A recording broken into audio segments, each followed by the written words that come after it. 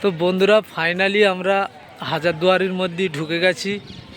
তো আমরা কালকে এসেছিলাম, তো আমাদের আসতে একটু লেট হয়ে গেছিলো, 4টে পার হয়ে গেছিলো, তো সেই জন্য আমরা ঢুকতে পারিনি। টিকিট কাউন্টার বন্ধ হয়ে গেছিলো, আর 4টের সময় বন্ধ হয়ে যায়। তো আজকে আমরা চলে এসেছি হাজারদুয়ারির মধ্যে। আমরা অনলাইনে টিকিট কেটেছি এখান থেকে, মানে তুমি বাড়ি বসে টিকিট কাটতে পারবে না, এখানে অনলাইন স্ক্যান আছে, সেখান থেকে টিকিট কাটতে পারবে।